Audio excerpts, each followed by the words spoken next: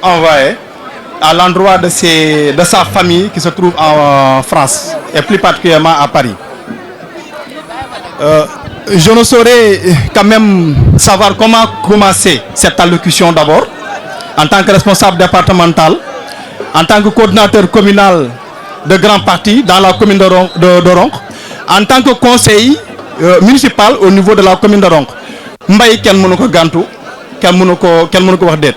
ndax waa ju baax ñi ni il est humble. Et pour preuve, avant de commencer, pour montrer que Mbaye il est ancré sur ce qu'on appelle la solidarité mécanique. Solidarité mécanique, c'est la solidarité qui se fonde sur la solidarité, l'entraide, la fraternité, les visites de courtoisie. Dès notre abus, dès notre arrivée chez lui, Mbaye nous a présenté son père. Un père modeste et humble et plein de vertus. Il s'est levé pour ma personne, moi qui viens de naître, pour me gratifier de mon nom de Mbodj, comme avec la solidarité plaisanterie que vous connaissez vous tous. Machallah. góor gu am 96 ans wàcc boppam jóg taxaw ci sama kanam defal ma nii lii mu tekki di mooy dafa feccal ñu seq ma moom kóllëre bu rafet machallah. Donc Mbaye ni le manamela Mbaye donc est l'image de sa famille. Mbaye est l'image de sa famille qui est en France encore. Et pour commencer, je vais les citer et les remercier et les rendre un vibrant hommage quand même à l'endroit de Mbaye Fall. Mbaye Boulon dit-on donc a l'habitude de faire quelque chose de bien. Et il est bien, c'est quelqu'un qui est modeste. Pour montrer qu'il est modeste, il a deux familles, ici au Sénégal et une famille encore en France. Donc c'est la famille de Valentin Garnier. Donc commençant à sa tête, Pauline Martinagui, José Garnier, Alice Garnier, Comignon Garnier, Pierre Garnier, Valentin Garnier, Béa Garnier. Donc la famille de Mbaye en France, recevez ses vibrants hommages, recevez ses remerciements à votre endroit. Il avait voulu d'arrêter cette manifestation, cette cérémonie jusqu'à votre arrivée au Sénégal. Mais pour des contraintes de temps, il ne pourrait pas vraiment continuer à attendre. Mais recevez que Mbaye, la prochaine édition, Inch'Allah, il aurait vraiment aimé que vous serez là présent ici au Sénégal pour magnifier et fêter cette cérémonie avec lui. Parler de vous. Et je ne saurais pas tarder quand même à introduire votre frère, votre compagnon, votre oncle, notre référence. Et il y avait un grand écrivain occidental écrivait en ces termes que se réunir est un début, marcher ensemble est un progrès, mais travailler ensemble est la réussite. Monsieur, dites-vous bien que nous, les jeunes du département de Dagana, on vous regarde beaucoup et on vous estime beaucoup et on vous attend encore. Un jour, nous allons travailler ensemble. Ça, c'est sûr. Monsieur Gaye, rassurez-vous. Que vous êtes un entrepreneur, nous le savons. Vous êtes un opérateur économique, nous le savons. Et vous êtes un homme de développement à Rosso Sénégal. Aucune rue à Rosso, on ne peut pas parler, on ne peut pas s'en passer sans pourtant crier votre nom ou vociférer votre nom. Rassurez-vous, nous allons travailler, Inch'Allah, ensemble. Et sans tarder encore, pour vous montrer que Mbaye est quelqu'un d'exception. Nit bu baax boo ko bëggee xam fu muy liggéey nga koy nattoo et daf ni ma woon pour me commencer est-ce que duñu sax bàyyi panel bi me remercier le DG Franck Eba mooy ki muy liggéeyaale fële et machallah oui au niveau de la compagnie Surguère mu ngi remercier le chef de service ERA. Il m'a donné 100 000 francs. Machallah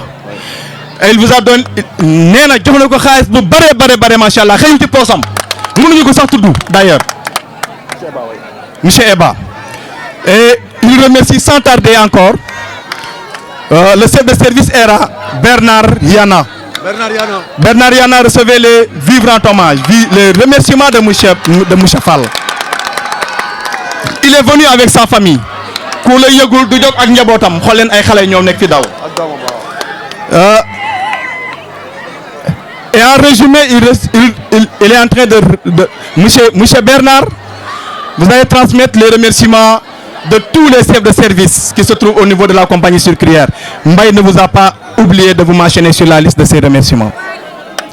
Et je ne saurais terminer quand même sans pour autant remercier la population de Ndombo. Ndombo du dëkk bu ndaw. Ndombo du dëkk bu ndaw ku xamul Ndombo fii la jëlloo bi amoon mag ñi xam nañu am na mag ñi xamoon nañu ma dagg jël histoire boobu. Ndombo diggante Ndombo ak Richard Toll fa la yaram juree ku ñuy wax Yamar Mbodj le dernier braque du Waalo. Ndombo du dëkk bu ndaw ku xamul Ndombo da ngay laajte Ndombo du dëkk bu ndaw. Ndombo dëkk la ba nga xamante ne si nii dañ ko xam ci ñetti activité principale. Premièrement, c'est l'agriculture dont ils sont victimes de la spoliation foncière. Aucun jeune de Ndombo n'a une parcelle pour l'exploitation. benn jigéen bayul benn tool te Ndombo ñu xam ko ci mbay ak napp ak sport mooy bëre bii ñuy def histoire mythique sport la bu mythique fii à Ndombo ku xam dëgg Ndombo xam ni bëre mbay indiwub fii daf ko fi donn li ci papam def du ko ci def la ko ci ñeneen ak ñeneen def du ko ci def. Population de Ndom recevez les vibrants hommages de monsieur Mbaye Fall mu ngi leen di gërëm yéen ñëpp di leen safoo di terminer ci benn point kese parce que dafa guddi mooy digganteem ak El Hadj Malick Gakou Mbaye indi ko ba ci biir Ndom ngeen gis et incha allah monsieur Yàgg incha allah rabbi je vous promets à la deuxième édition de cette cérémonie gala de lutte vous allez avoir ici monsieur Malick Gakou ici présent avec vous la deuxième édition c'est moi qui vous le dis. J'ai son numéro ici, il va recevoir tous ces trucs là, photos, vidéos, il va les recevoir avant la tombée inchallah du crépuscule. Dina jot lépp te Mbaye je vous dis et je vous rassure que Malick Gakou sera là avec toi inchallah. Mbaye jërëjëf encore une fois. Mbaye jërëjëf encore une fois. On vous remercie sans fin. Merci. Merci. Waaw auzu billahi mina shaytaani rajim. Waaw maa ngi nuyu waa Château lépp di nuyu waa Ndombo surtout Ndombo gi ma dëkk Ndombo àllarba Ndombo Diamaguène. Waaw bàyyiwuma kenn waaw di leen wax ni Abdou dafa am combat le 12 février incha allah waaw di leen wax ngeen jàpp si bu baax a baax man seen doom laa waaw ñun amuñu ñu dul yéen waa Waalo waaw dama bëgg ngeen ñëw jàppale mu baax a baax xam nga ma dem jël ndam li indi ko fii biir Waalo loolu la ñuy ñaan yàlla quoi incha allah waaw. est-ce que ni nga ko doon paree yaa ngi si ba léegi Abdou Diouf bu ñu xamoon est-ce que léegi ma nga fa Abdou Diouf mu toogee gëj a bëre est-ce que loolu dam lu mu gis ci combat bi. non si man gëjuma bëre sax ndax man boo seetloo décembre laa mujj bëre waaw te avant tabaski bi maa ngi doon compétir doon naa dem Médina di compétir xam nga si mbapat yi foofu xëy na yàlla def mbapat yooyu lekkuma si mais doon naa compétir am na bu ñu ma daanee demi-finale am na bu ñu ma daanee premier tour man ak Ablaye Ndiaye doomu Robert daan premier tour waaw kon loolu dara ñun chaque instant ñi ngi entraîné bu ñu xëyee liggéey bu ñu waatee ñi ngi entraîné waaw ñu deful leen lu dul xam nga di leen sàkku ñaan chaque instant saa yu ñu yeewoo ñu ngi leen di sàkku ñaan yéen waa Ndombo yëpp xam nga Richard Toll xam nga Thiago Njànge Ndombo Gàddaga Ndombo àllarba gaaya gu mag gaaya gu ndaw xam nga waa Boxal ba Fuuta bàyyiwuñu kenn waa Dagana xam nga waa Njaxaay waa Sanen bàyyiwuñu kenn ak waa surtout waa Kamma xam nga dañu may jàppale bu baax a baax xam nga dama bëgg ñu jàpp ci combat bu baax xam ne seen doom moo aye xam nga ñun amuñu lu dul Waalo xam nga non loolu du dara waaw champion la loolu du dara ñun tase na façon champion bu ne xam nga tase na façon champion bu ne léegi duñu def lu dul rek ñaan quoi ñaan waaw ñun macha allah waaw ku ñu xool xam ne ñun mënuñu bëree macha allah waaw ñaan dañ lañu soxla quoi ñaan ñu loolu dara tase na nag façon mbër bu ne waaw.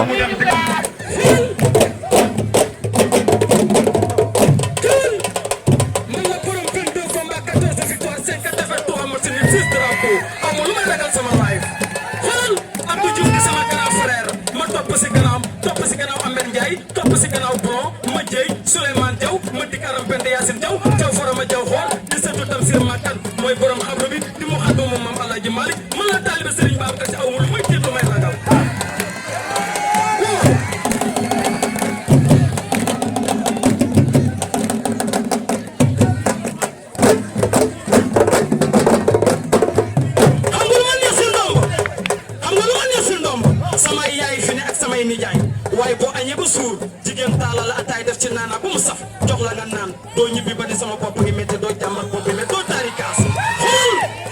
waaw ku sant mbët ku sant yàgg ku sant jóg kal mi nga ci ndomb xool ron gaa ngi ni bëre ca kaw jënd janga nee ne ngalaat ca roog man ni ma dex gaa ngi mbalawaat say maama ngi yëngu xoolal almeer yaa ngay jaayu kilifa diine yaa ngay sànni sa baaxu xoolal maa sëtu ma dikkalam ba si jaw ma jaw xoolal ëtt bii sama maam moo fi sampoon gaynde samp fi till samp fi rab bind fi alxuraan doomu ndomb lu mu tuuti tuuti boo ko laajee ayatul kursi mu jàngal la ko waxuma la dara waaye liir bay namp bu jàngee sa xol seeta jërë ngeen jëf laa koy téye ba beneen waaw waaw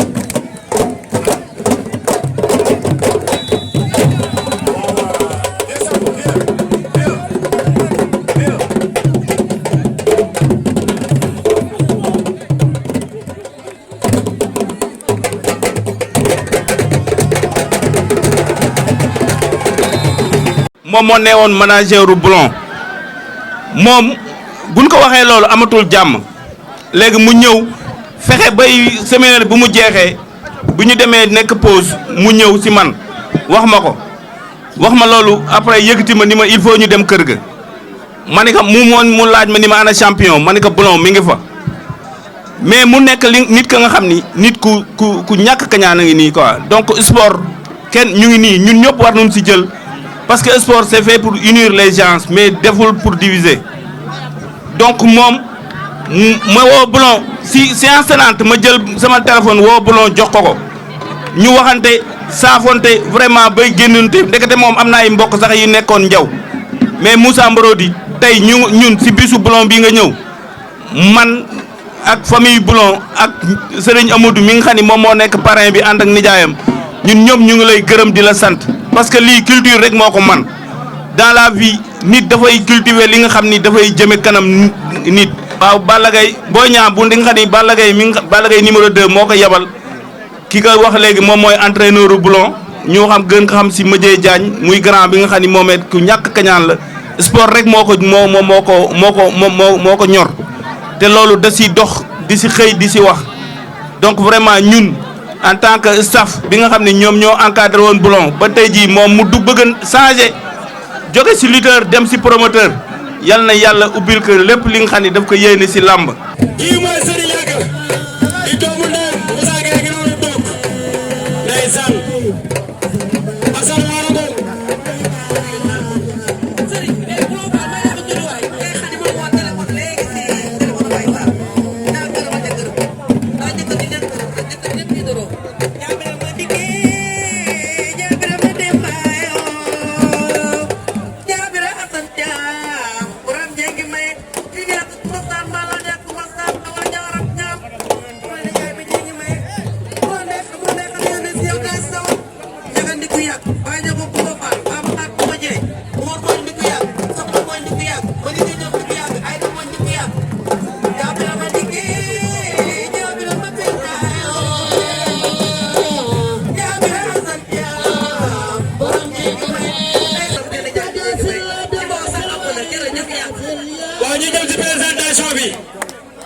waaw yaakaar naa ni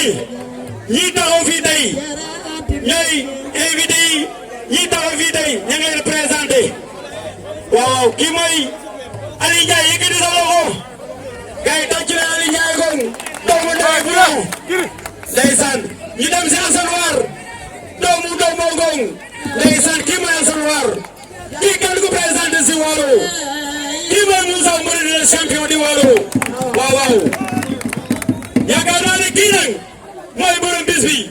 kii mooy borom Fall kii mooy borom Waalo kii mooy borom CSS kii mooy borom Richard Toll kii mooy borom adduna yaakaar naa ne moom bis bi tey yaakaar naa ne si bis bi yow la ngay nuroo parce que da nga baax kon tuddee ko sa doomu day muy Serigne Diaga kan mooy borom Fall ndeysaan Waalo Waalo baa ngoog yëkkati sa loxo borom Fall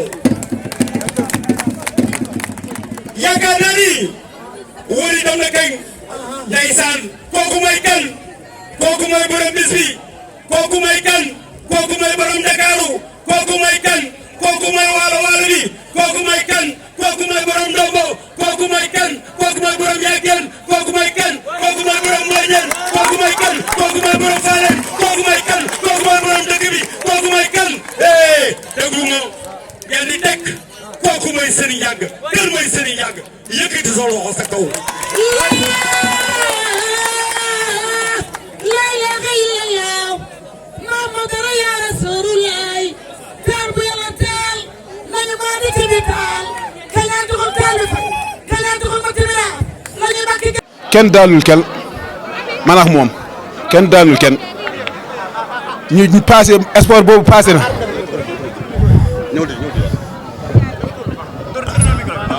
loolu passé na léegi ay doomi ndañu ñoo nekk man ak moom depuis bo sama waa ji bii lu ma wax léegi bu ma jógee bu ma ñëw sama dëkk mu ne ma moom ak Bulong ñoo ànd ba may biref bi Bulong ma ne ko ànd champion mu ni champion mu ngi fii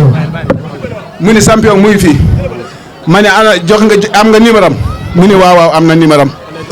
mu ni ma jox ma ni ko jox ma numéro bi ma jox ma numéro bi mu woo Bulong jox ma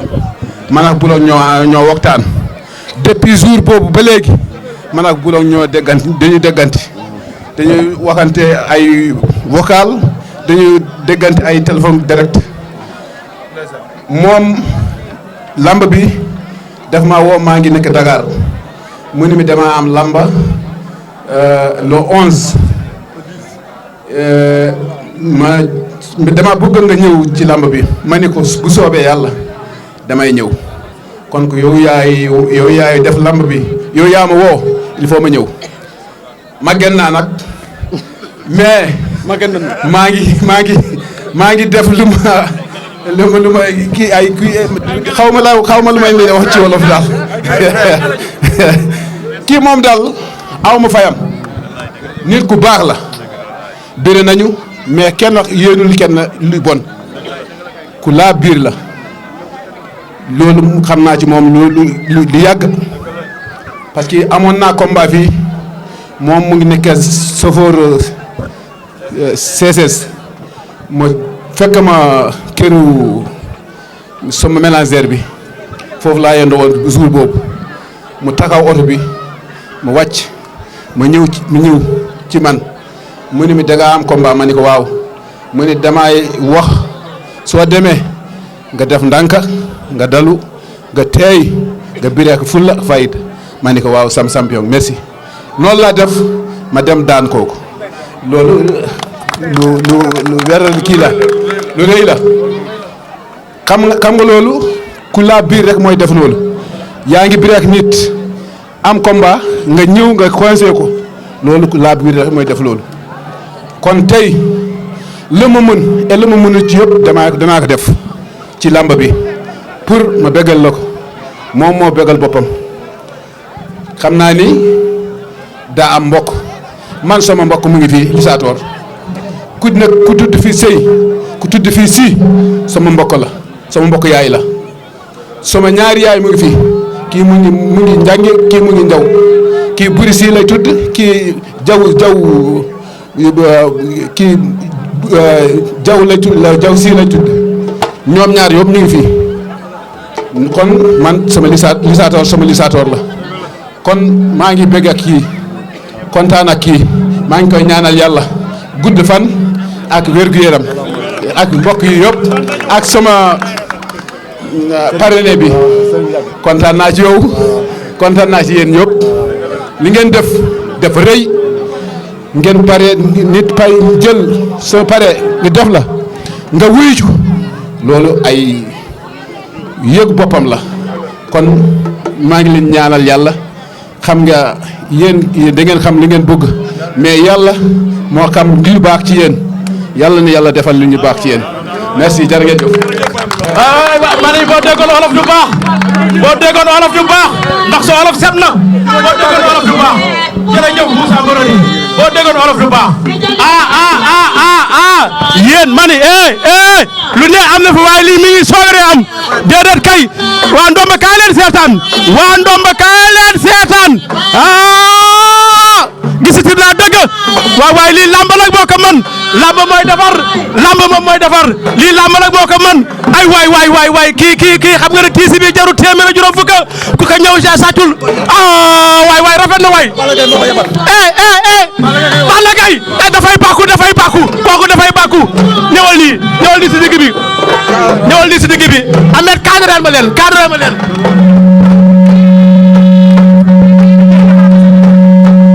DJ defaraat micro bi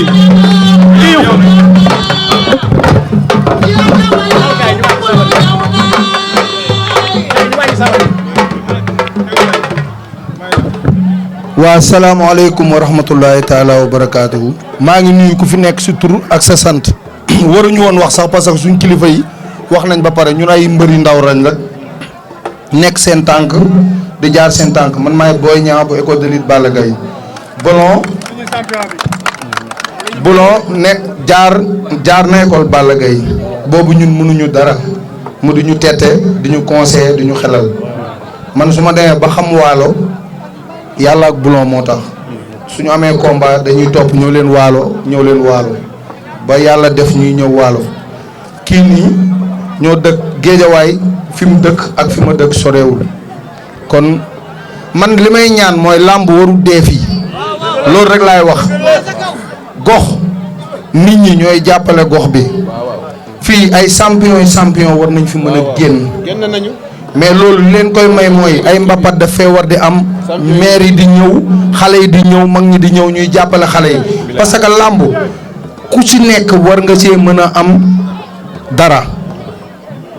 man de loolu laay gën a jooy fii nii bayal yi macha allah war na ji am ay journée yoo xamante ni journée yu baax la mbër nag yow génn nga si làmb waaye waroo génn sa loxo si làmb bis ni ngi tey war nga di taxawal ay combat nit ñi di ñëw di la fekk si fii parce que fii nii ay mbër war nañoo jóge fii dem di bëri ji Géejawaay wa dem di bëri ji Dakar parce que loolu léegi moo am fépp mbër dañuy jóge Mbuur di jóge faneen écurie fii am mbër yi di jóge fii di dem fee di bëri ji loolu moom moo loolu laay ñaan mu am fii waaw yow nag su yàlla moo la fay sa xol parce que nit ni nga toll rek noonu la sa bis di toll yow jaar nga école Balla Gaye di conseiller ñëpp di wax ak ñëpp ñeen ak ñëpp jàmm kon ça veut dire que mooy soo amee bis man lu mu xat-xat dinaa ñëw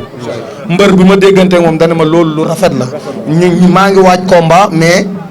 yow boo demee mi ngi mel ne dem naa te loolu lu rafet la di la ñaanal yow ak Moussa Mboro di seen diggante yàlla na ko yàlla mottali yàlla eggali jéego yi parce que làmb doo leen ay noon làmb rek liggéey moo leen jot boole woon bi mu jeexee yéen ay doomu ndey ngeen parce que loolu mooy làmb am naa combat nag ci combat Bombardier Tapha Tine bi ci la Abdou Diouf di bëree dama bëgg ñëpp ñaanal ma ñun ñaar ñu am si ndam bi jaay Seydina Muhammad sallallahu alayhi wa sallam fii ku fi teew tey yàlla na yàlla effacer say bàkkaar ci kàttanu yàlla ok.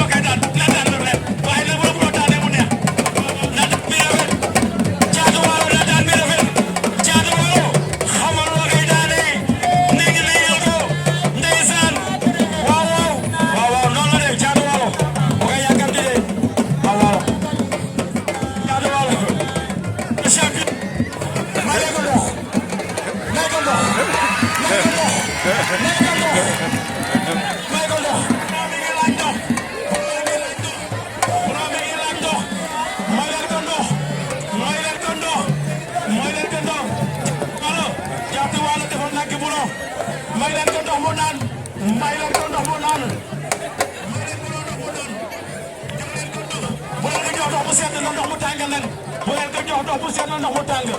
Bulo mi ngi laaj yow yaa ndox lii fii rek la amee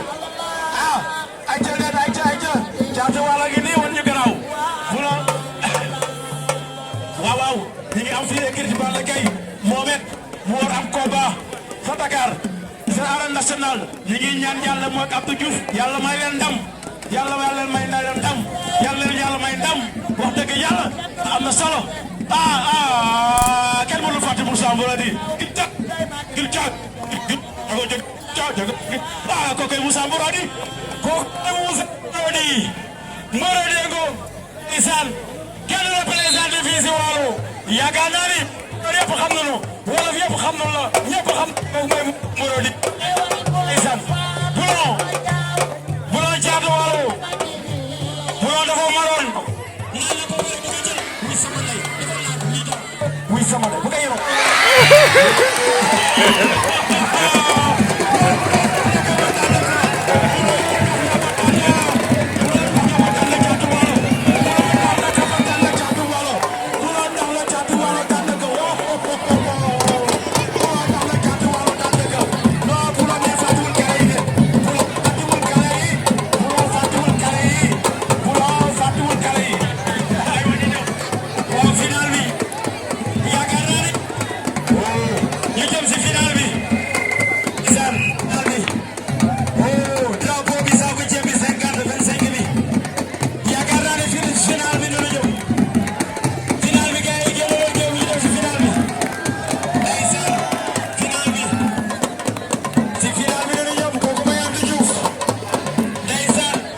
Abdou Diouf